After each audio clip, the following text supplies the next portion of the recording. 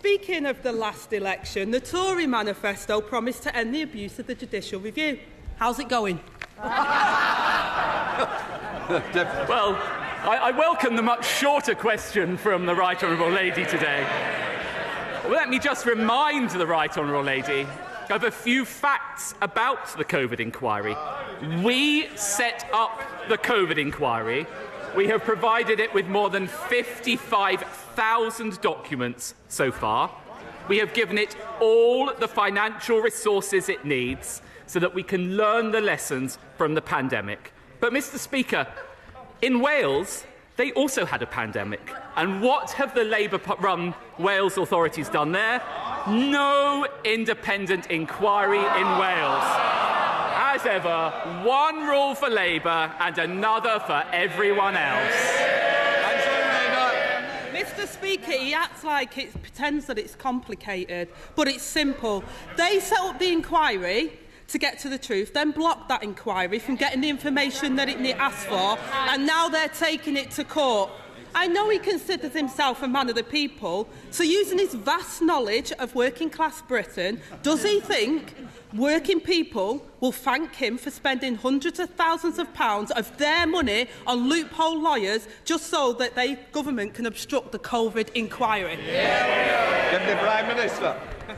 Well, we will provide the inquiry with each and every document related to COVID, including all internal discussions in any form as requested, while crucially protecting what is wholly and unambiguously irrelevant. Because essentially, the Right Honourable Lady is calling for years' worth of documents and messages between named individuals to be in scope.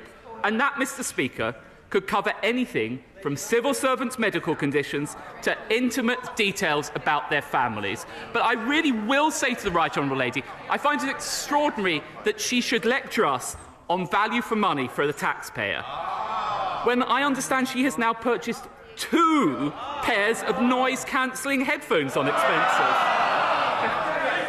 Now, I will be fair to the Right Honourable Lady. If I had to attend shadow cabinet meetings, I think I'd want to tune them out too. Can I just say that Deputy Prime Minister was very good saying he was welcoming short questions. I'd also welcome shorter answers. Rayner. Mr. Speaker, all we're asking for is what the COVID inquiry has asked for. And across the world, COVID inquiries are well underway. While his government hides information and shells out public money on legal bills for the Oxbridge One, the former Prime Minister is now demanding another $1 million to pay for his new lawyers. Now, I know the honourable gentleman and his former boss has fallen out, and maybe he wants to patch things up. But can he seriously say this is a good use of taxpayers' money? Deputy Prime Minister.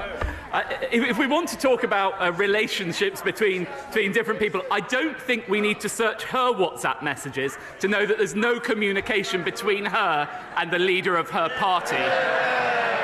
And I will happily stand up for our record on COVID, because when she and her party were carping from the sidelines, calling for longer lockdowns, I was working as Culture Secretary to keep our football clubs running, to protect our theatres and museums, and deliver the largest cultural recovery package in the Western world. That's the difference between her and me, Mr. Speaker. While she was collecting titles, I was getting on with the job. Mr. Speaker, I know for the last couple of years he's been trying to prep Prime Ministers for this, but these punchlines are dire. He really needs to go back to school himself. And speaking of school, thousands of children are missing from school. Absence has nearly doubled since before the pandemic. The Prime Minister says he's maxed out on his support for school pupils. But why did the government abandon its plans for a register of missing children? Deputy Prime Minister. Well, on the specifics of the Right Honourable Lady's question, that is not the case, and we continue to keep the policy under review. And what I would say is I am very proud of this government's record on funding and support for schools. £4 billion more this year, £4 billion next year, and the result of all of that investment is we have the highest standards of reading in the entire Western world. What a contrast from when the party opposite were in power. Rayner. So there we have it, Mr. Speaker. Thousands of children missing, under review still. So let me ask him about something else that's gone missing. The Public Accounts Committee this week revealed that the government's fraud increased fourfold, with ministers overseeing the loss of £21 billion of taxpayers' money in the last 2 years. Can he tell us how much of our money they expect to recover? Deputy Prime Minister. Well, Mr. Speaker, we are working tirelessly to recover those funds and we have made huge progress already.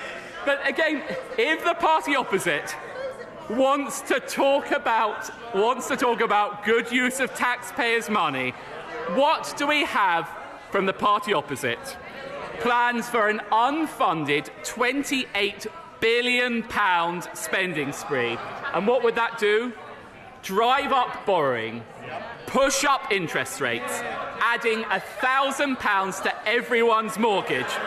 Mr. Speaker, I know they're out of touch, but even she must realise that Britain cannot afford Labour. Rayner.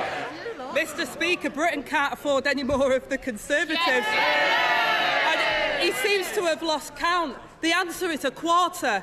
Only a quarter of the billions of pounds of taxpayers' money lost to fraud is expected to be clawed back. If this government can't get the public money back, they can't be trusted with anything else. It's become a pattern of behaviour from the Conservatives. An inquiry missing the evidence, schools missing their pupils, taxpayers missing their money, and ministers missing in action. And all the while, working people pay the price for their mistakes. This week, the Public Accounts Committee also warned that this epic fraud and waste could happen all over again due to the ministers living in denial of the facts. If his government can't admit the truth, then how on earth can they learn the lessons? Deputy Prime Minister. Well, I would say to the right honourable lady, we're actually putting more resources in throughout this year to tackle fraud and error, and we continue to make real progress with it. But again, it's quite extraordinary from the party opposite. While we are working to drive down inflation and energy bills, what's the right honourable lady doing? Receiving £10,000 from Just Stop Oil backers. Oh yes, adopting their policies, backing protesters, blocking new production, and forcing us to import more foreign oil and gas. Do you know what? For once, Mr. Speaker, I find myself in agreement with the GMB union. What did they say? It's naive, lacks intellectual rigour, and could decimate communities, just like Labour.